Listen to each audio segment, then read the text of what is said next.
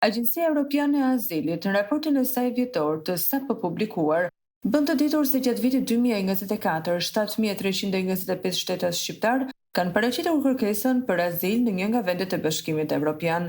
Në listën e kërkesave për azil nga vendet e Ballkanit Perëndimor, qytetarët nga Shqipëria dhe Kosova zën vendin kryesor.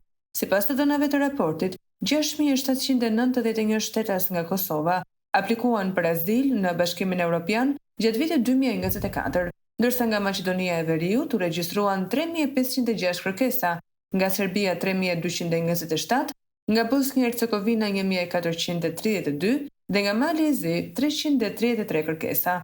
Në krahasim me vitin 2023, raporti i shtetasve shqiptar që kërkuan azil në Bashkimin Evropian ka rënë, pasi vitin e kaluar aplikuan 9.145 persona.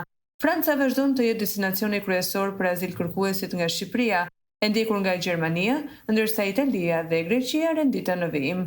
Raporti tregon se në vitin 2024, vendet e Bashkimit Evropian kanë marrë rreth 1 milion kërkesa për azil për të tretin vit radhazi. Në fund të vitit, në Bashkimin Evropian kishte rreth 4.4 milion përfitues të mbrojtjes së përkohshme, kryesisht nga Ukraina, ku Gjermania dhe Polonia pritën gjysmën e tyre.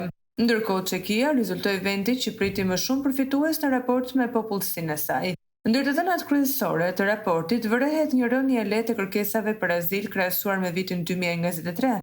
Sirianët mbeten grupi më i madh i azil kërkuesve në Bashkimin Evropian, megjithatë numri i aplikimeve të tyre gjatë vitit 2024 ishte më i ulët se vitin e kaluar, pas ndryshimeve të situatës politike në Siri dhe rënies së regjimit të Asadit.